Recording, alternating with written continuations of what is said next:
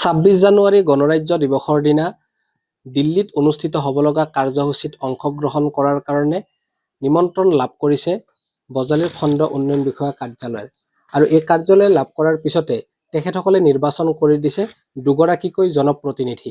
আগন্তুক যি ২৬ তাৰিখে গণৰাজ্য দিৱস অনুষ্ঠিত কৰা হ'ব, বিভিন্ন প্ৰান্তৰ সমান্তৰালভাৱে দিল্লীত অনুষ্ঠিত হ'ব লগা এই কাৰ্যসূচীত অংশগ্ৰহণ কৰিব জিতেন দাস নামৰ এগৰাকী জনপ্ৰতিনিধি। আপোনাক শুভেচ্ছা জ্ঞাপন কৰিছো।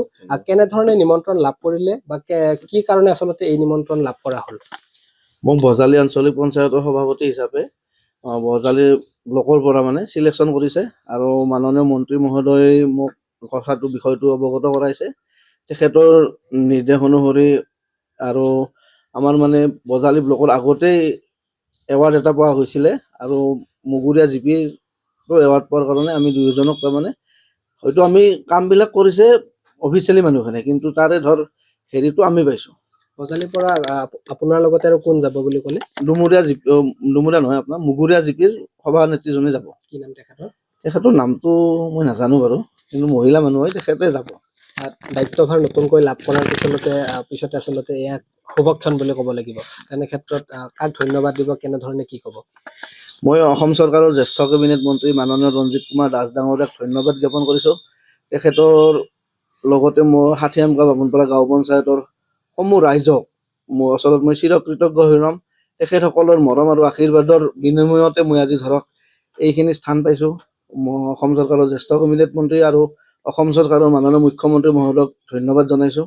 মোৰ নিচিনা মানুহ এজনক ইমান সৰু গৰীব শ্ৰেণীৰ পৰিয়ালৰ লোক, দুখীয়া পৰিয়ালৰ লোক হয় মই, তাৰ পৰাও যে মোক গাঁৱৰ মাজৰ পৰা তেখেতসকলে বাছি নি ইমান এটা ডাঙৰ চেলিব্ৰেশ্যনত মোক প্ৰতিনিধিত্ব কৰিব দিব, তাৰ বাবে মই অসম চৰকাৰৰ জ্যেষ্ঠ কেবিনেট মন্ত্ৰী মাননীয় ৰঞ্জিত কুমাৰ দাস মহোদয়ক ধন্যবাদ জনাইছোঁ। তেখেতৰ ওচৰত চিৰকৃতজ্ঞ হৈ ৰ'ম আৰু অসম চৰকাৰৰ মুখ্যমন্ত্ৰী মহোদয়কো মই ধন্যবাদ জনাইছোঁ। এনেধৰণৰ কাৰ্যসূচীৰ জৰিয়তে আচলতে ৰাইজৰ আৰু সেৱা কৰাৰ মনোবৃত্তি আচলতে বৃদ্ধি হয়। কেনেধৰণে আগুৱাই নিব পৰৱৰ্তী সময়ছোৱাত? মইতো সদায় ৰাইজৰ লগত থাকিয়ে কাম কৰিব বিচাৰোঁ। যিহেতু এইখন পঞ্চায়তৰ পৰাই মই জনপ্ৰতিনিধি হিচাপে ৰাইজে মোক নিৰ্বাচিত কৰিছে, গতিকে ৰাইজৰ কাম কৰাৰ কাৰণে হয়তো বহুতে চেষ্টা কৰিম।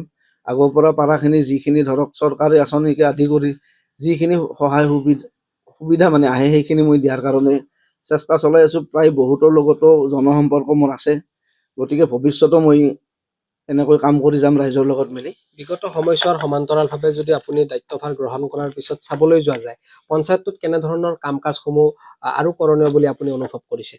পঞ্চায়ততো কাম কাজ বহুতেই হৈছে। যেতিয়া মই নিৰ্বাচনত অৱতীৰ্ণ হৈছোঁ, নিৰ্বাচন চলি থকা অৱস্থাত মাননীয় মন্ত্ৰী মহোদয়ে আমাৰ এনেই আহিছিলে ইয়াত, তেখেতে নিৰ্বাচনৰ চলাব অহা নাছিলে, তাৰমানে নিৰ্বাচনৰ কৰিব অহা নাছিলে। তেখেতে এনেই আহিছিলে মত বিনিময় কৰাৰ কাৰণে। তেখেতে আহোঁতে মানুহবিলাক কিছুমান অভাৱ অভিযোগ দিছিলে, সেই অভাৱ অভিযোগবোৰ তেখেতে কিবা দিম নিদিম একো কোৱা নাই, কিন্তু মই গমেই নাপালোঁ ৰাস্তা ঘাটবিলাক হৈয়ে গ'ল।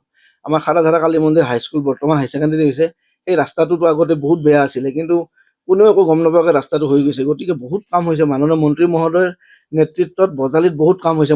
এইটো আমি সকলোৱে অৱগত, আপোনালোকেও জানে। গতিকে তেখেতক মই ধন্যবাদ জনাইছোঁ, বহুত কাম কৰিছে তেখেতে।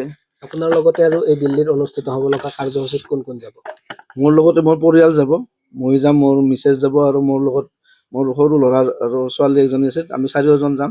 এই কাৰ্যসূচীত অংশগ্ৰহণ কৰাৰ কাৰণে কেনেধৰণে উৎফুল্লিত হৈছে পৰিয়ালটি? মই সঁচাকৈ উৎফুল্লিত হৈছোঁ, বহুত আনন্দিত হৈছোঁ। মোৰ নিচিনা ইমান দুখীয়া পৰিয়ালৰ লোক এজন যাম তাতে, হয়তো আমি গাঁৱৰ ল'ৰা, আমি ভবাই নাছিলোঁ, জীৱনত কেতিয়াও সপোনতো ভবা নাছিলোঁ যে মই দিল্লীত গৈ এনেকুৱা এটা পৰিস্থিতি যাব পাম, ইমান ভাল লগা পৰিৱেশ, গণৰাজ্য দিৱস হিচাপে যে তাত যাই মই দেখা পাম, সেই কিন্তু মোৰ জীৱনত একদম চিৰস্মৰণীয় হৈ থাকিব।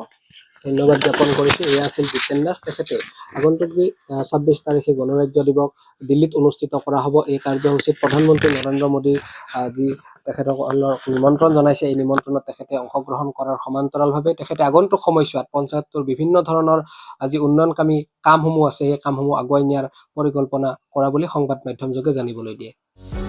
যিকোনো খবৰৰ বাবে যোগাযোগ কৰক আমাৰ এই নম্বৰত 9181 307 221।